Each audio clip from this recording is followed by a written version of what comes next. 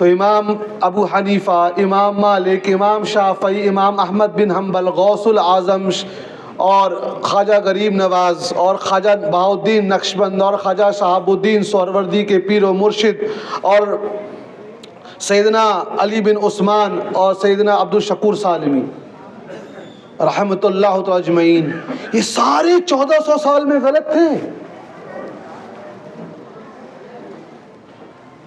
سوچنے کی بات ہے بھائی، کیا یہ ہو سکتا ہے؟ یہ نہیں ہو سکتا۔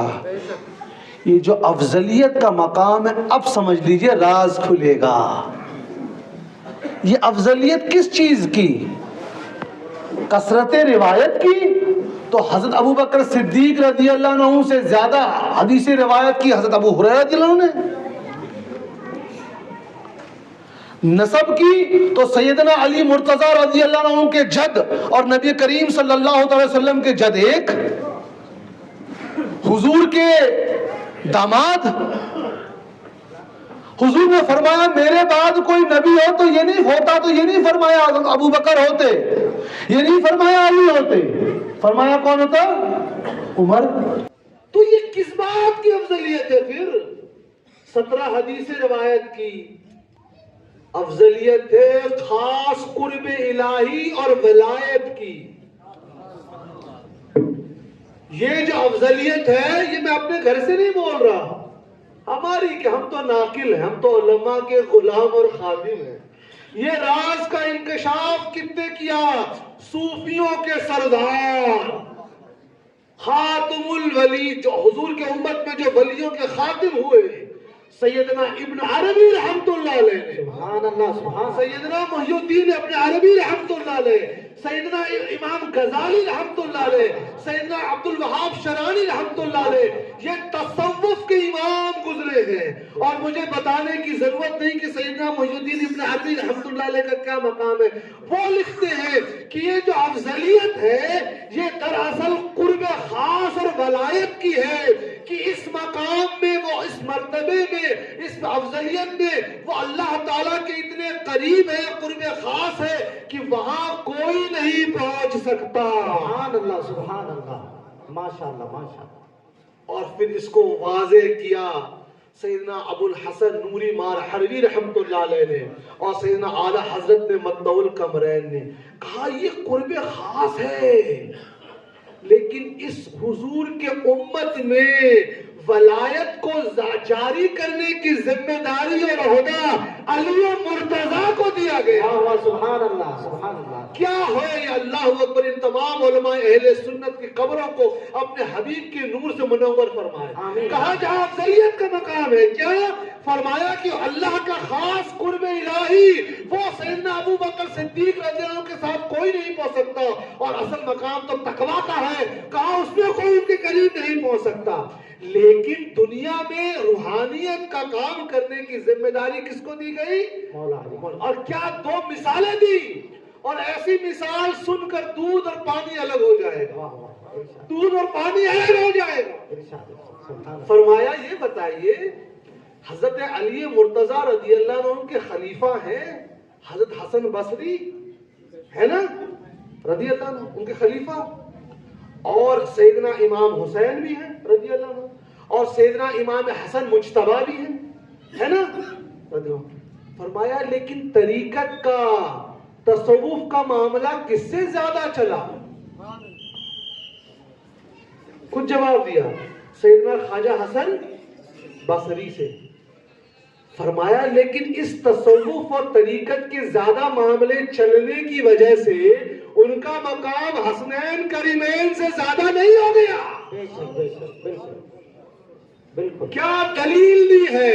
کہا حسن بصری رضی اللہ عنہ سے ہی حق خلیفہ چلا ہے، اور کیا فرمایا، میں عبارت پڑھوں گا، اعلیٰ حضرت نے کیا نقل کیا، فرمایا جان لو اے سالک، اگر تم روحانیت کی منزل میں ترقی کرنا چاہتے ہو تب تو جب تک مولا یعنی حضرت علی کا نظر کرم نہ ہوگا یہ تم نظر ترقی نہیں کر سکتے۔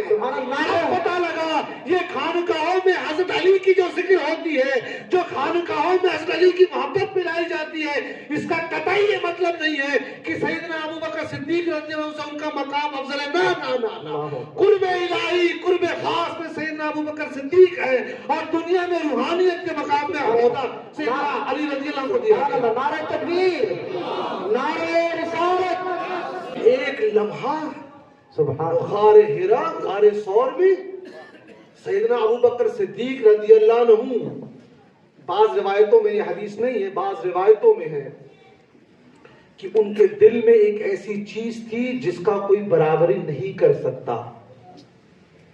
نبی کریم صلی اللہ تعالی وسلم کی نگاہ نبوت سے سیدنا ابوبکر صدیق رضی اللہ عنہ کو جو روحانی منزلیں طے کرائی گئی، تمام فقہاء اس بات کو جانتے تھے کہ قرب الہی اللہ تعالیٰ کی بارگاہ میں جو قرب خاص ہے وہ سیدنا ابوبکر صدیق رضی اللہ عنہ کا، اس کے آس پاس کوئی نہیں. تو جو افضلیت ہے وہ اس معاملے میں ہے. شاہ ولی اللہ محدث دہلوی رحمت اللہ علیہ، شاہ عبد العزیز محدث دہلوی رحمت اللہ علیہ، یہ وہ لوگ ہیں جو طریقت میں اور تصوف میں اور فقہ میں سب میں ان کا بڑا اونچا مقام ہے. انہوں نے بھی کر دیا کہ تصوف کی منزل طے کرنے کے لیے خاص علی رضی اللہ عنہ کا فیضان ہونا چاہیے، کیونکہ نبی کریم صلی اللہ علیہ وسلم نے ان کو یہ رسپانسبلٹی دے دی کہ میری امت میں، میرے امتیوں میں روحانی فیضان تم بانٹو گے، لیکن جو قرب خاص ہے، جو افضلیت کا مقام ہے، وہ سیدنا ابوبکر صدیق. سبحان اللہ، سبحان اللہ، ماشاء اللہ، ماشاء اللہ. یہ جب میں نے پڑھا مطلع القمرین کو، اور سیدنا شاہ ابو الحسن نوری رحمت اللہ علیہ جو حسنی حسینی سید ہیں، اعلیٰ حضرت کا پیر خانہ مروا شریف کے بزرگ ہیں، انہوں نے ان چیزوں کو دودھ کا دودھ اور پانی کا پانی کر دیا ہے. کہا دونوں جداگانہ چیز ہیں.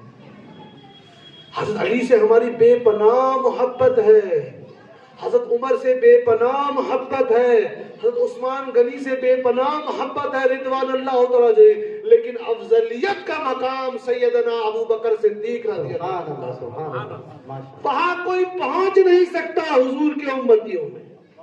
اب یہاں پر ایک نقطہ امام عبد الوہاب شیرانی رحمت اللہ علیہ نے فرمایا ہاں حضور کے امتیوں میں ایک ایسا شخص ہوگا جو ان کے مقام سے اوپر جائے گا. وہ کون؟ حضرت عیسیٰ بن مریم علیہ السلام، کہ جب وہ دوبارہ آئیں گے تو حضور کے امتی بن کر آئیں گے. سبحان اللہ، سبحان اللہ. یاد رکھیے یہ جو ہمارے بچے قادیانیت کی طرف گمراہ ہو جاتے ہیں ان کے لیے ہے کہ حضور کے اس بار وہ امتی بن کر آئیں گے. وہ ہے تو نبی لیکن وہ حضور کے امتی بن کر آئیں گے. پوچھا کیسے آپ کو پتا لگا امتی؟ کہ وہ ایک وقت کی نماز کس کے پیچھے پڑھیں گے؟ حضرت امام مہدی رضی اللہ عنہ کے پیچھے پڑھیں گے. تو وہ حضور کے امتی بن کر آئیں گے. تو ہے تو وہ نبی ہی لیکن وہ نبی حضور کے اس بار امتی بن کر آئیں گے. یہ امام عبد الوہاب شیرانی رحمت اللہ علیہ کا قول ہے. اب میرے بھائیوں، دوستوں، بزرگوں، اب آپ سوچئے اس میں آپ اصطلاح کی گئی، کہا گیا ایک کاملیت کا مقام ہے، ایک مکملیت کا مقام ہے. کہا سیدنا ابوبکر صدیق رضی اللہ عنہ کا کاملیت کا مقام ہے اور سیدنا علی رضی اللہ عنہ کا مکملیت کا امام ہے. ان کا وہ ہے کہ قرب خاص میں رکھا گیا اور ان سے جو روحانی فیضان جاری ہو رہا ہے، کہا وہ لوگوں میں بہت زیادہ پاپولر مشہور نہیں کیا گیا. اس کا یہ مطلب نہیں ہے کہ ان سے روحانی فیضان نہیں چل رہا ہے. نقشبندی سلسلے کی ایک شاخ سیدنا ابوبکر صدیق رضی اللہ عنہ سے چل رہی ہے. سبحان اللہ، سبحان اللہ. لیکن یہاں پر ایک بات بتا دوں، یہ خاص کر جو اہل طریقت ہے، جو نقشبندیہ کی شاخ سیدنا ابوبکر صدیق رضی اللہ عنہ سے چل رہی ہے، وہ 4 جگہ منقطع ہے. 4 جگہ اویسیہ سلسلہ جائز ہے اہل سنت میں، اور جو حضرت علی مرتضیٰ سے چل رہا ہے نقشبندی سلسلہ وہ تواتر سند سے زیادہ ثابت ہے. تو ایسا نہیں کہ سیدنا ابوبکر صدیق رضی اللہ عنہ سے فیضان نہیں چل رہا ہے، لیکن اللہ تعالیٰ نے اس فیلڈ میں دیکھیے یہیں پر اب آتا ہے کانسیپٹ فضیلت جزوی اور فضیلت کلی کا. واہ واہ واہ واہ. مثال کے طور پر حضور نے ایک صحابی کو فرمایا کہ ان کی ایک شہادت 2 کے برابر. کون ہے وہ صحابی؟ حضرت بتائیے بھائی. حضرت خزیمہ رضی اللہ عنہ. حضور نے ان کو فرمایا کہ اس کی ایک شہادت کس کے برابر ہے؟ 2 لوگوں. یہ مقام حضرت ابوبکر صدیق کو نہیں ملا. حضرت عمر فاروق کو نہیں ملا, حضرت عثمان غنی کو نہیں ملا. حضور نے فرمایا صرف ایک شخص کو جنابت ناپاکی کی حالت میں مسجد میں آنے کی اجازت ہے میرے سوا. کس کو؟ حضرت علی کو رضی اللہ عنہ. حضور نے خاص کچھ ایک صحابی کو یہ مقام دیا گیا کہ وہ جنت میں جہاں چاہے وہاں پرندے کی طرح اڑ رہے ہیں. وہ کون ہے؟ سید الشہداء حمزہ. تو بعض صحابہ کو کچھ فیلڈ میں جزئی فضیلت دی گئی کہ اس میں یہ ایکسپرٹ ہے, اس میں یہ افضل ہے, اس میں یہ افضل ہے. لیکن جو کلی افضلیت ہے وہ سیدنا ابوبکر صدیق. سبحان اللہ. اس کی مثال اعلیٰ حضرت یوں سمجھاتے ہیں, فرماتے ہیں ہم کہیں گے کہ یہ شخص اس سے افضل ہے. کہا ایک عالم دین ہے اور ایک کمانڈر ہے, فوجی کمانڈر. ہم یہ کہیں گے کہ یہ عالم دین اس فوجی کمانڈر سے افضل ہے, لیکن یہ بتانے کی ضرورت نہیں ہے کہ علم کی وجہ سے ہے, کیونکہ یہ بات سب کو معلوم ہے کہ علم کی فضیلت کمانڈر ملٹری سے اوپر ہے. لیکن جب ہم کہیں گے کہ یہ ملٹری کمانڈر اس عالم سے افضل ہے تو ہم کو وضاحت کرنی پڑے گی کس چیز میں افضل ہے. کہیں گے کہ ملٹری کمانڈر لڑائی جھگڑے کے یا لڑائی کی اسٹریٹجی میں اس عالم دین سے افضل ہے, تو کسی کا جزئی فضیلت لے جانا اس کے کلی فضیلت کی دلیل نہیں ہے. اس لیے کسی صحابی کو کسی فیلڈ میں کچھ اختیار اور فضیلت دی گئی, لیکن اور جو قرب خاص کی فضیلت ہے وہ سیدنا ابوبکر صدیق رضی اللہ عنہ.